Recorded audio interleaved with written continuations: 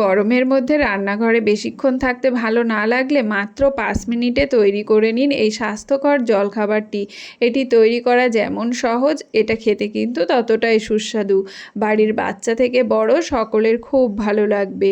তো তার জন্য প্রথমেই আমি এখানে নিয়ে নিয়েছি আটা। আটার মধ্যে দিয়ে দিলাম স্বাদ মতো লবণ আর দিয়ে দিয়েছি জল। এবার অল্প অল্প করে জল দিয়ে একটা পাতলা ব্যাটার আমি তৈরি করে নেব। এখানে আমি আটা দিয়ে তৈরি করছি, তবে আপনারা যদি চান ময়দা কিংবা আটা ও ময়দা দুটো মিক্স করেও এটা তৈরি করতে পারেন। তো আটাটাকে এরকম পাতলা একটা ব্যাটার তৈরি করে নিতে হবে। এই দেখুন, ব্যাটারটা কিন্তু খুব বেশি পাতলা বা খুব একটা ঘন হবে না। এই দেখুন, দেখলেই বুঝতে পাচ্ছেন। তো এই ব্যাটারটাকে এবার আমি ঢাকা দিয়ে সাইডে রেখে দেবো। রেখে দিয়ে আমি পুরটা রেডি করে নেব। তো তার জন্য আমি কড়াইতে এখানে তেল গরম করে নিয়েছি। দেখুন, খুব সামান্য একটু তেল নিয়েছি।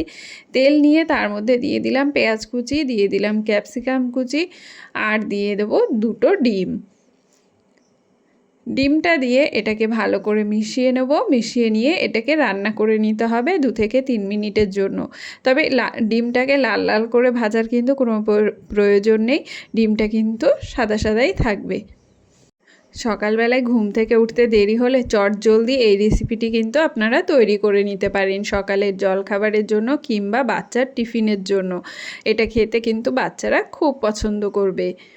আর এটা কিন্তু খুব হেলদি, সামান্য একটু তেল দিয়েই তৈরি হয়ে যায়, আর কোনো রকম কোনো মশলাও কিন্তু এখানে ব্যবহার করা হয়নি। তো এটা কিন্তু খুবই হেলদি একটা রেসিপি। তো বাচ্চাদের কিন্তু আপনারা অনায়াসেই দিতে পারেন। তো দেখুন, ডিমটাকে আমি হালকা একটু ভেজে নিয়েছি। ভেজে নিয়ে এর মধ্যে আমি দিয়ে দেব সামান্য একটু গোলমরিচ গুঁড়ো। সামান্য একটু গোলমরিচ গুঁড়ো ব্যবহার করেছি, আর তার সঙ্গে দিয়ে দিয়েছি স্বাদ মতো লবণ আর কেটে রাখা ধনেপাতা। আপনারা চাইলে এখানে কিন্তু কাঁচা লঙ্কা কুচিও ব্যবহার করতে পারেন, তবে আমি যেহেতু বাচ্চার জন্য বানাচ্ছি তাই আমি কাঁচা লঙ্কাটা আজ দিইনি। তো আপনারা চাইলে অবশ্যই দেবেন। দিয়ে এটাকে হালকা একটু আমরা নেড়ে চেড়ে নেব। জাস্ট 1 থেকে 2 মিনিটের জন্য রান্না করব। রান্না করলেই কিন্তু আমাদের পুর একদম রেডি। এবার আমরা একটা তাওয়া নিয়ে নিয়েছি। তাওয়াটাকে গরম করে নেব। গরম করে আমরা ব্রাশের সাহায্যে সামান্য একটু তেল এখানে ব্রাশ করে দেব। আমরা কিন্তু আর তেল ব্যবহার করব না। এই সামান্য একটু তেলেই কিন্তু আমাদের আজকের রেসিপিটি একদম রেডি হয়ে যাবে।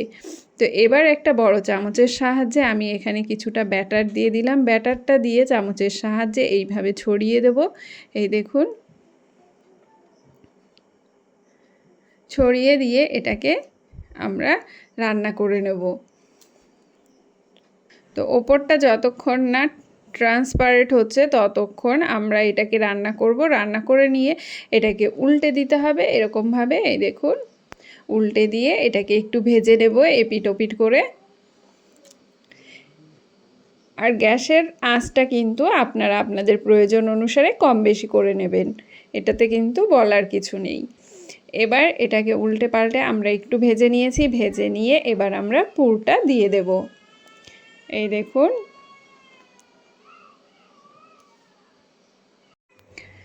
পুরটাকে ভালো করে দিয়ে এটাকে আমরা ফোল্ড করে নেব এভাবে। এই দেখুন, খুন্তির সাহায্যে এটাকে আমরা ফোল্ড করে নেব।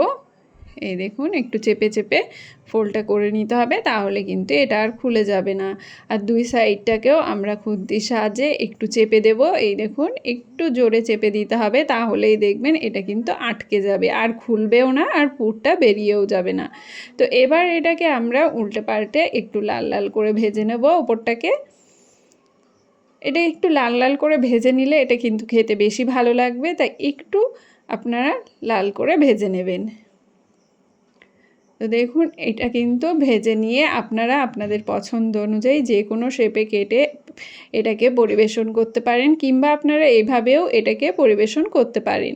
তো আজকের রেসিপি আপনাদের কেমন লাগলো অবশ্যই কমেন্ট করে জানাবেন। আর রেসিপি ভালো লাগলে লাইক শেয়ার করে চ্যানেলটিকে সাবস্ক্রাইব করতে কিন্তু একদম ভুলবেন না।